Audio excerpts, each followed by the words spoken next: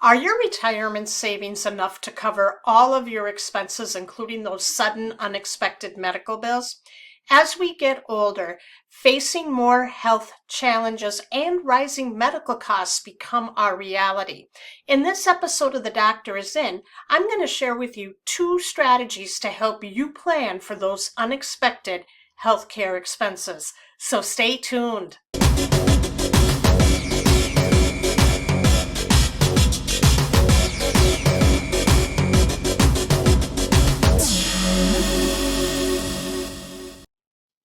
Welcome to The Doctor Is In. I'm your host, Dr. Lisa Thompson. I help pre-retirees like you fund your retirement without wasting time and money. Make sure you subscribe to this channel, like this video, and click on the notification button to let you know when I create a new video. I'd like to start off this video with a disclaimer. The information contained in this video does not represent financial advice, so always check with a licensed financial planner before investing any money in a retirement plan. Let's face it, as we continue to age, the risk for developing chronic health conditions increases and medical costs aren't coming down anytime soon. This was a huge wake-up call for me when I was diagnosed with type 2 diabetes at age 46. I had huge sticker shock when my healthcare insurance premiums increased and my life insurance premiums tripled within a span of 1 year. Why is that?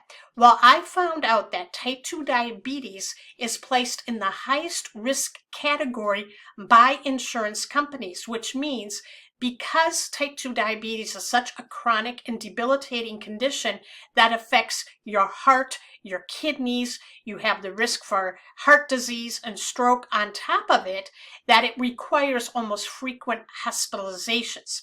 And I remembered spending many sleepless nights wondering, how am I going to pay for these unexpected expenses that are going to pop up as I continue to age? Well, here's what I've learned when it comes to planning for these expenses, whether it's for you, your spouse, or taking care of your aging parents, that can help you plan and deal with these unexpected medical expenses. First, consider opening a health savings account. What this special account does is it lets you save money before taxes for medical expenses like deductibles, co-pays, prescriptions, helping you reduce overall costs. There are also many great tax benefits you get with a health savings account. They're tax-deductible contributions, tax-free growth, and tax-free withdrawals. Now, this is different from a flexible savings account or a flexible spending account. With a flexible spending account, you put money into that and you have to use it up by the end of the year or you lose it. With a health savings account, what happens is that anything you put in rolls over from year to year and it earns interest. Now, what a nice cool thing about this is that you can still contribute to a health savings account past the age of 65 if you're not enrolled in Medicare and on a qualifying health care program. But here is a really cool thing.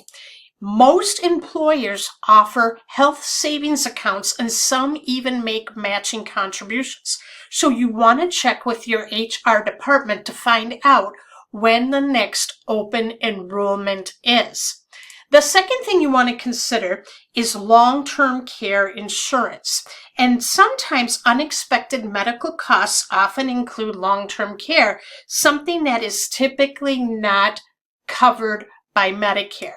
And what do I mean by long-term care insurance? Is that sometimes, whether it's yourself, your loved one, or your aging parents, will be hospitalized and are not quite ready to go home yet. So what would happen is they would go to a transitional care unit at a local nursing home to get either extra care, further rehabilitation, or nursing monitoring that you can't get at home, but you no longer need that intensive support from a hospital. Now, at the time of this recording, Medicare will cover 100% for the first 21 days. Afterwards, you will have to pay for majority of the costs. Medicare will only pay for a small part. Now, if you decided to trade in your Medicare for an HMO Medicare to save money, know this.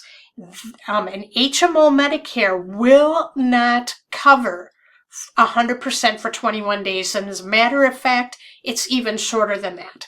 I have seen some HMO Medicare plans cover for only 7 days. So this is something you have to understand. So if there's many a times where if a stay goes beyond 21 days, you're going to be on the hook for the majority of the cost.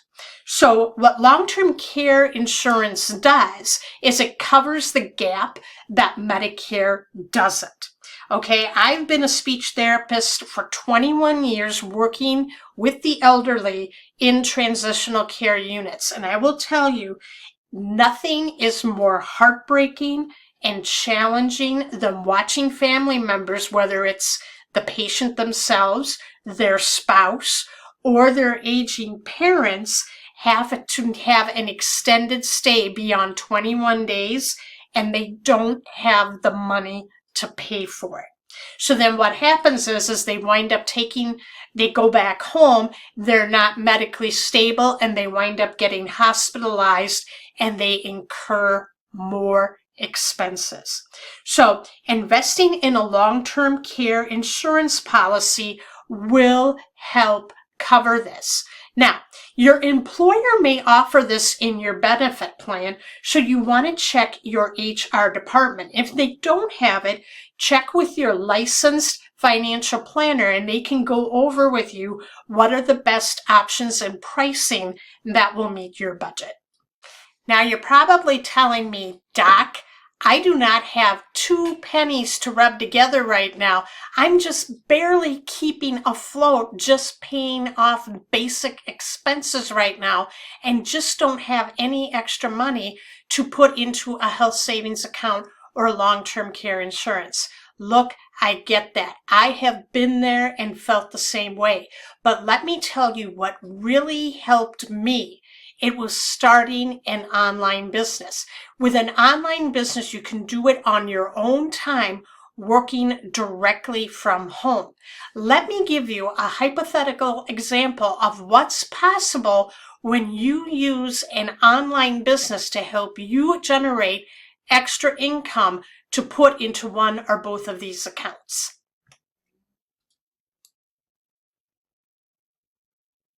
In this example, I want you to meet Alex.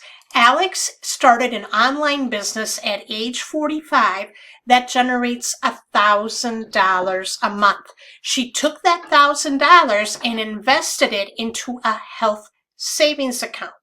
After 12 months, she put in $12,000. She continued to do this for the next 20 years, that at age 65, she has $240,000 that she has put in to her health savings account. Now, if we say in this example that it had a 4% interest rate, and that 4% interest rate stayed stable for that 20-year period, when you add in that interest rate, that now went up to $366,774.63. Now let me ask you a question. If you had that amount of money saved aside at retirement, wouldn't that give you peace of mind knowing that you will be able to pay for any unnecessary medical benefits? And imagine the peace of mind you're going to give to your kids, knowing that they don't have to worry about them dipping into their accounts to help pay for your medical care. Now you're probably saying to me, Doc, I don't have the time, I don't have the money, and I don't have the talent to run a successful online business. Let me give you a couple of ideas that can help you out. The first thing you can do is leverage your current skill set. You've been in your career for quite a long time, right?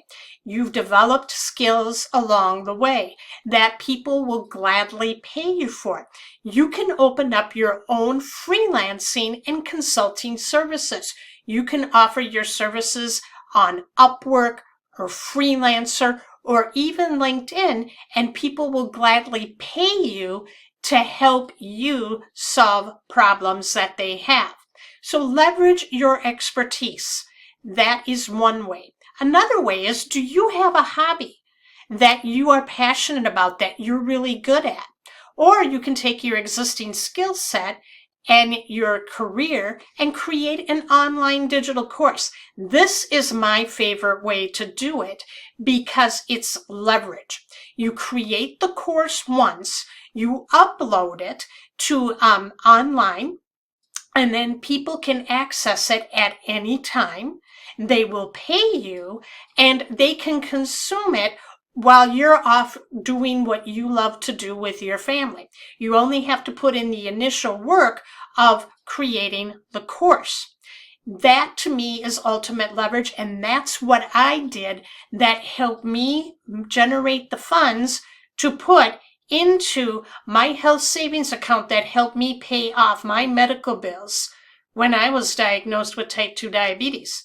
Now, the third option you can do is that if you are someone that's really good at hobbies like making crafts, or really good at digital creation, digital art, or creating anything else that's digital, you can sell your digital goods online. You can do it on Shopify, you can do it on Etsy, or even eBay, and people will gladly pay for your work. So you see, there are many ways and options available to you to starting an online business. Now, here's the best part. You only need 4 tools to get started.